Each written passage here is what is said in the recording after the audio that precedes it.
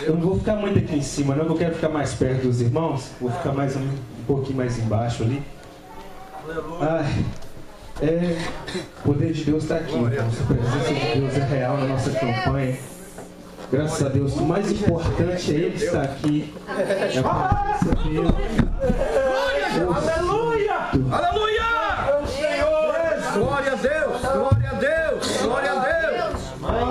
Aleluia! Vamos colocar de pé, vamos continuar adorando o Senhor. Vamos fazer uma palavra de oração, Senhor. Senhor, nós te agradecemos pela sua presença, Senhor. Deus, o qual esse terceiro elo da campanha, Senhor, nós já podemos ver o seu impossível na nossa vida. Nós já podemos ver a sua mão trabalhando ao nosso favor. Deus, nós só temos que te agradecer, Pai, pela sua presença manifesta no nosso meio, Senhor. Continua, Pai. Continua derramando, Pai, esse poder, essa graça, Senhor. Deus, renova os nossos corações, Pai. Deus, que essa mensagem venha entrar nos nossos corações, que nós possamos recebê-la, Senhor, e entender, Pai, em nome de Jesus. Amém. Eu acredito, irmãos, que foi um pouco difícil para mim, porque eu não estava querendo trazer a mensagem, mas eu até comecei, estava trabalhando com o irmão Jay essa semana, e eu falei assim, eu não posso deixar a oportunidade passar de poder falar do amor de Deus, da presença de Deus. E com isso veio um testemunho. Pode se sentar, daqui a pouco a gente vai ler a Bíblia. Veio um testemunho junto. Depois disso eu nunca mais parei de falar não para as coisas de Deus, eu nunca mais, tudo que me pede para fazer para ir na igreja, ou me pedem para alguma coisa direcionada a Deus, eu sempre falo sim.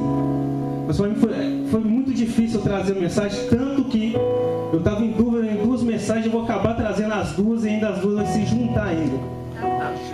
E o testemunho que eu tenho para contar para os irmãos era que quando eu estava no Brasil,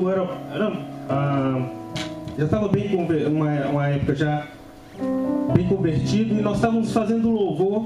E nós estávamos num grupo de jovens, num culto de jovens, e estávamos no louvor, tinha mais ou menos umas 6 pessoas no louvor, umas 3 pessoas no banco. Os jovens era pouco naquela época. E nós fizemos o louvor e sentamos. E eu trouxe uma palavra naquele dia.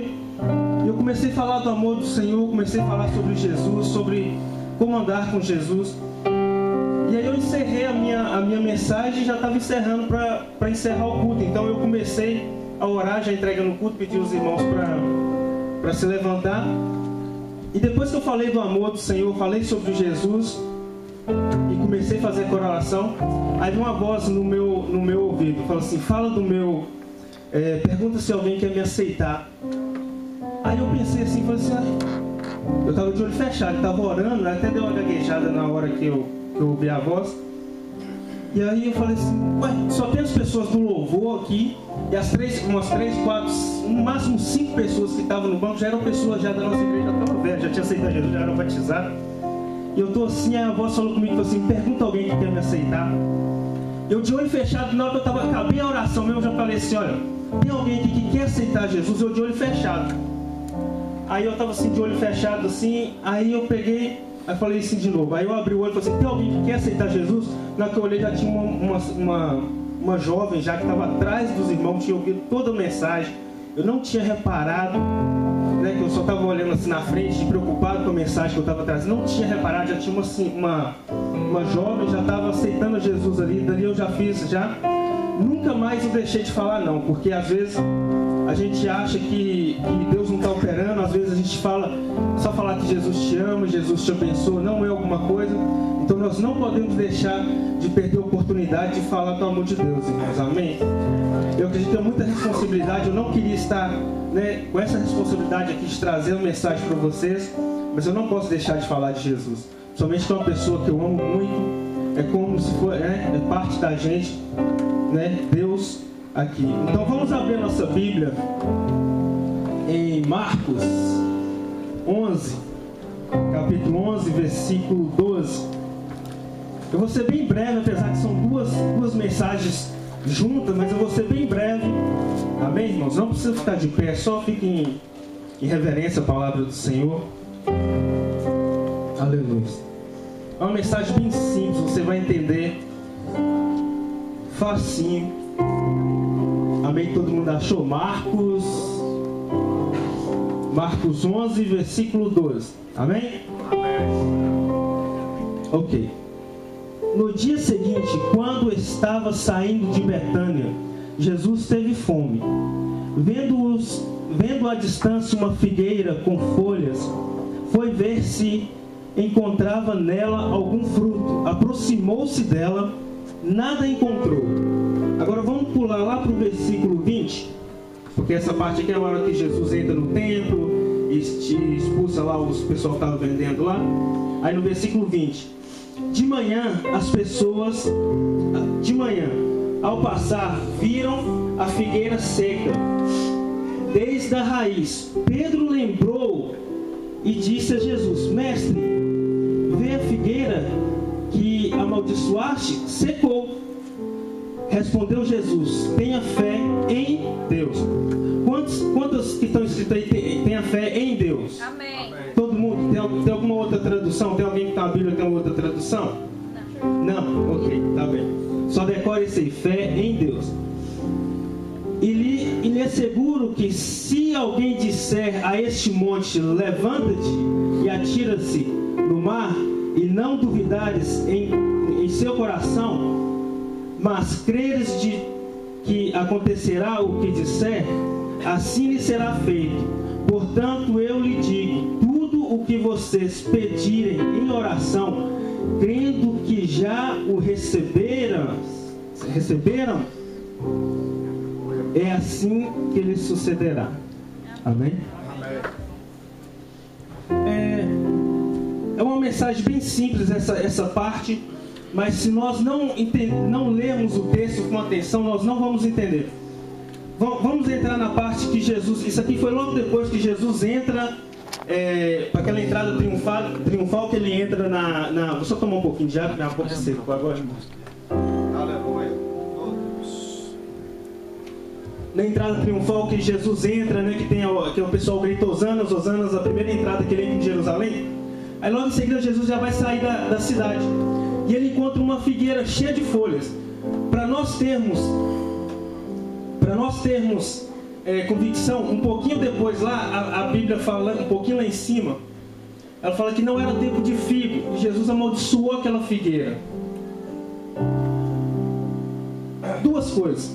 Eu procurei entrar no texto e procurei entrar para me aprender um pouco sobre a época que foi feito isso e sobre a época, por que Jesus amaldiçoou a figueira. Parece um milagre assim. Vamos entrar aqui. Jesus sai da cidade e vê uma figueira e vai amaldiçoar a figueira. Não é isso que nós acabamos de ler? Ele amaldiçoou a figueira secou. É um milagre? Não. Ele estava com fome, ele amaldiçoou a figueira. O que Deus está querendo? O que Jesus estava querendo ensinar com isso? Olha que um grande milagre que é ele chegar e ver uma figueira amaldiçoar?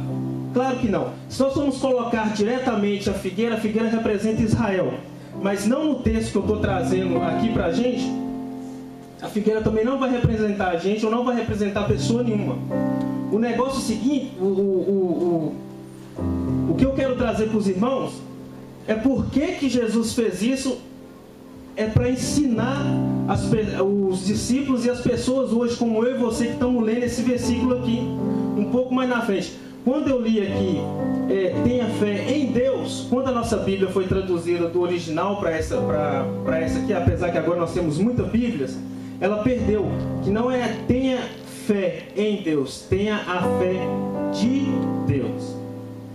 Vamos voltar no texto. Jesus sai da cidade e vê uma figueira. Para começar, não era época de figo.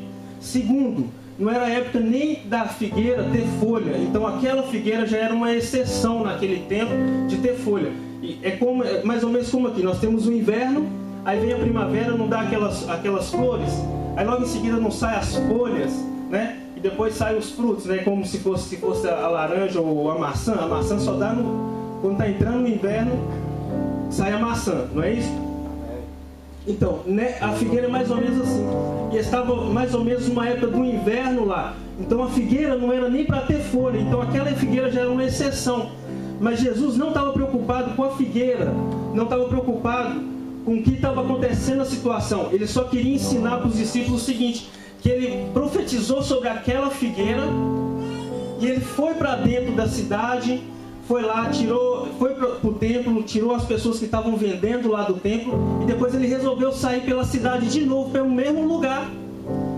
E ele resolveu sair pelo mesmo lugar e ele estava de olho. E Pedro estava de olho para ver o que eles iam falar.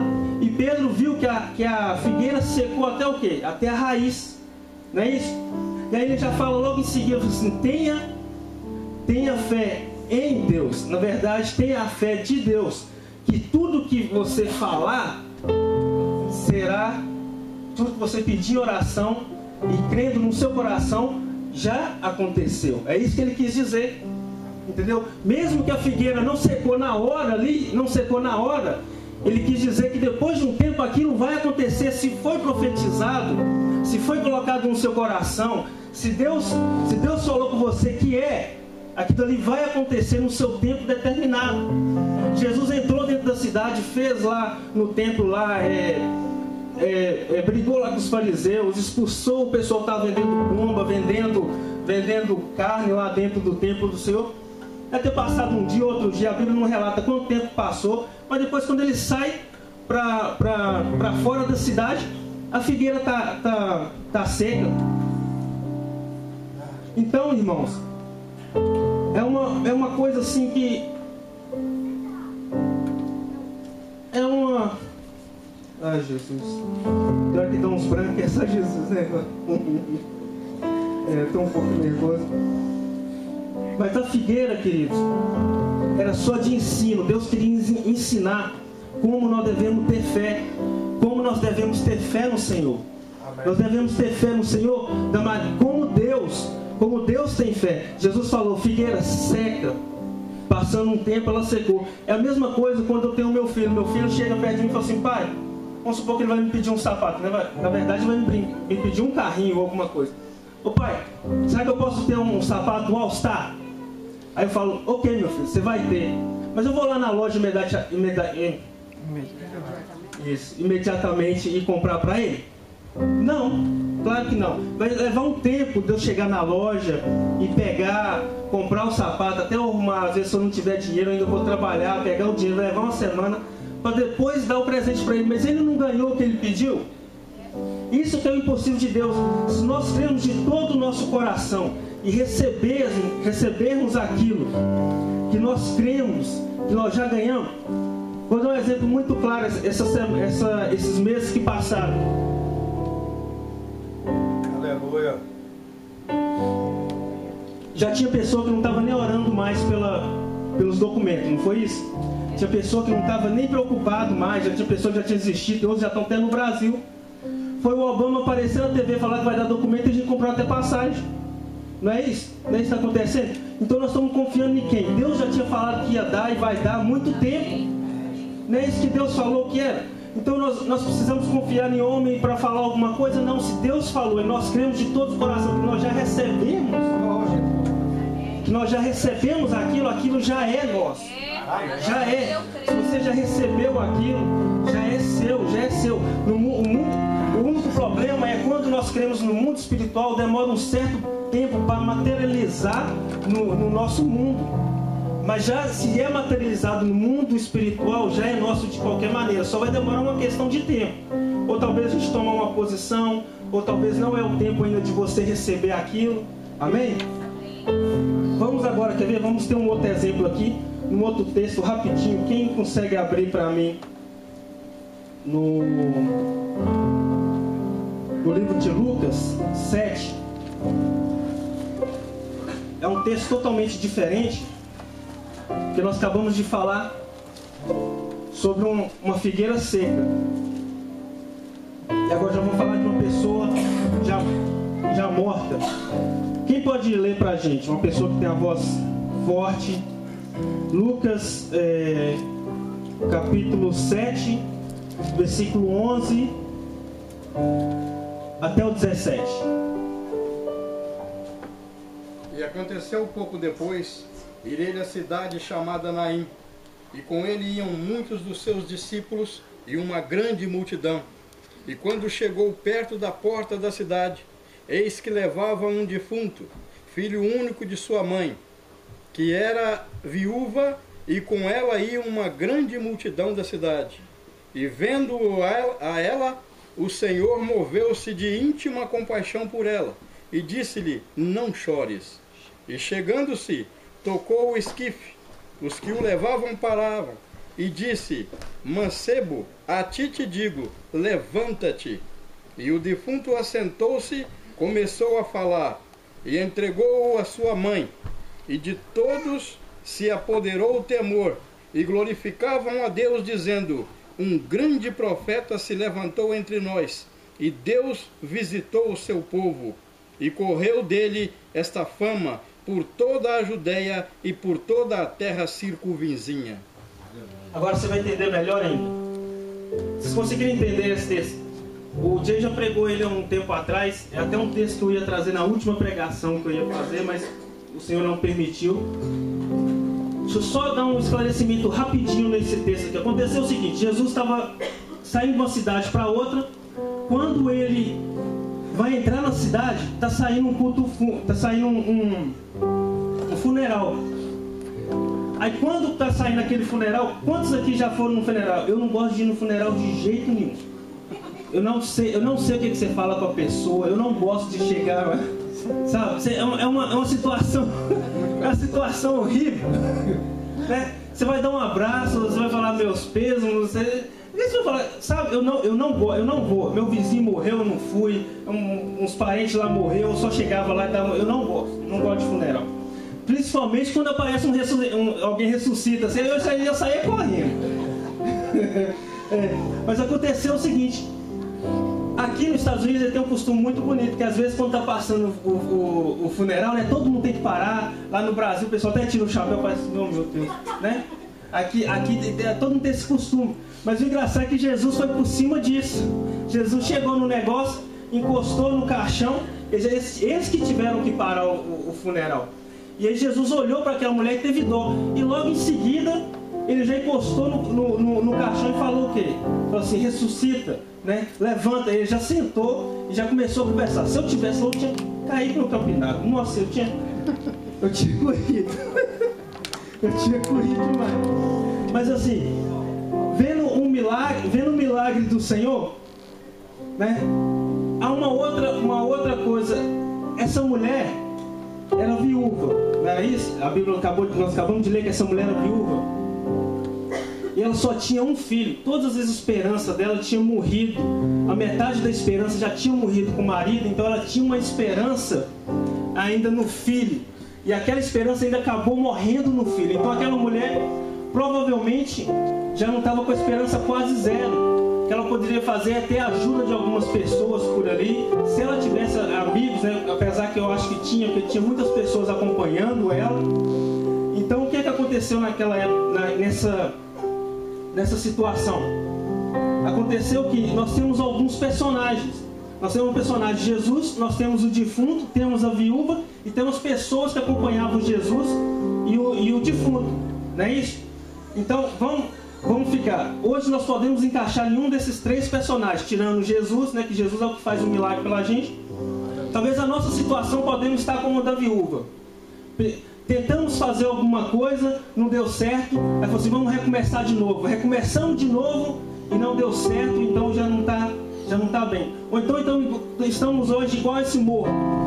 Todas as nossas esperanças já morreu, já acabou. Não é isso?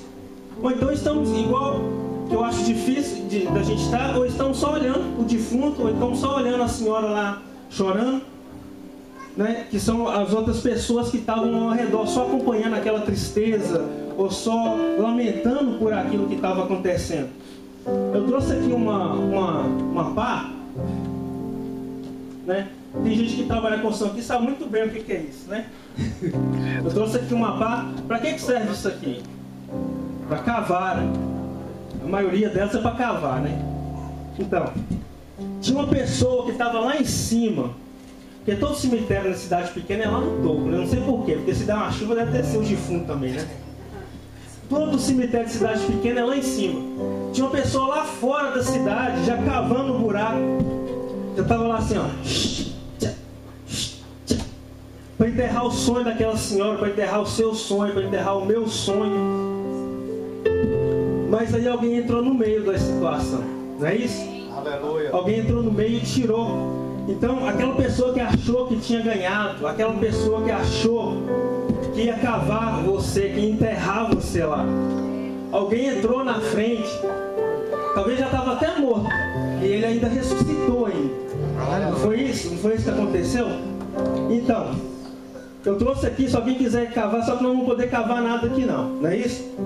Mas eu quero lembrar você que os planos daquele que tentou te derrotar nunca vai te suceder. Se você tiver fé como a de Deus, você é o único que vai conseguir se dar bem nessa terra. Qual que é o tema da nossa campanha? É impossível, mas Deus pode. Correto, é impossível. Era impossível para aquela mulher, não era? É verdade. É impossível para mim e você ter a fé de Deus. Como assim, Ronald? É impossível você acreditar que, vamos supor, Deus vai me dar se você está com uma doença, Deus vai te dar uma cura talvez amanhã. Se você já tem um laudo médico, é uma coisa impossível. Mas por isso que Jesus quis ensinar naquela época. Ele acabou com uma figueira, ele secou com uma figueira para ensinar. E logo em seguida aqui ele acabou ensinando também que mesmo se a figueira, mesmo que se nós tivermos fé em Jesus e tiver morto, Jesus vai ressuscitar. Amém. É isso que ele quis dizer. Mesmo se tiver morto, mesmo se não tiver mais jeito, Jesus vai ressuscitar. É isso que ele quis dizer. É isso que ele quis tocar. É isso que ele quis passar para o nosso coração essa noite. Amém? Aquele que estava preparado com uma enxada, com uma pá para você, perdeu. E perdeu bonito. Porque nessa noite você vai começar a plantar os sonhos de Deus no seu coração. Aquele sonho que você deixou de sonhar, aquelas coisas que você achou que perdeu, que não tem mais jeito, talvez você está ficando velho. Ah, Senhor, já estou com 40, 50, 60 anos, não dá mais para me fazer isso. É mentira de Satanás. Se você tiver a fé de Deus, já está concluído já. Você já fez. É só você tomar posse. É só você acreditar no Senhor. Amém? Amém. Já estou encerrando já. Vamos cantar essa penúltima música. Tentaram destruir os meus sonhos? Amém? Vamos colocar de pé, vamos fazer uma oração, porque o Senhor está aqui presente. Amém? Não deixe o inimigo te desanimar, não deixe o inimigo falar que você já perdeu, que não tem jeito, que você não vai ver sua família, que você talvez vai morrer nesse país, que essa doença não tem cura. Ele só está querendo te enterrar. Mas tem alguém que vai tocar nesse caixão hoje. Esses sonhos que jogaram no caixão, que ainda não foi realizado, o Senhor hoje vai tocar nesse caixão e vai ressuscitar esses sonhos, esses desejos que tem no seu coração de vencer. Isso não vem só do seu coração, isso começa do Senhor. É o Senhor que implanta os desejos dos nossos corações, os desejos de vencer, o desejo de ser alguém, o desejo de evangelizar, o desejo de falar da palavra de Deus. Isso é coisa que vem de Deus nos nossos corações. Amém? Senhor, nós te entregamos a nossa vida, Senhor. Se nós tivermos a tua fé, Senhor, se nós tivermos o teu coração, Senhor, nós já sabemos que já recebemos. Nós já recebemos, Pai, aquilo que o Senhor tem para nós. Ah, Deus, mesmo que tentam destruir, Senhor, mesmo, Pai, que tentam nos pisar, mesmo que tentam nos humilhar, Senhor, mesmo que tenham um laudo médico, Senhor, mesmo que não tenha saída, Senhor, mas nós acreditamos que o Senhor é o nosso Deus, que o Senhor é aquele que pode fazer, que o Senhor é aquele que cumpre o que promete, Senhor. O Senhor prometeu, Pai, documento do seu povo, Senhor. O Senhor prometeu casa nesse lugar, Senhor. O Senhor prometeu filho, Senhor. O Senhor prometeu vida, Pai. Ah, Deus, os discípulos chegavam perto do Senhor e falavam assim, ouviam o Senhor falando que o Senhor era o pão da vida, que o Senhor era a água da vida, que o Senhor era a figueira. Aí um dos discípulos chegou perto do Senhor e falou assim: mas Senhor, o que na verdade você é?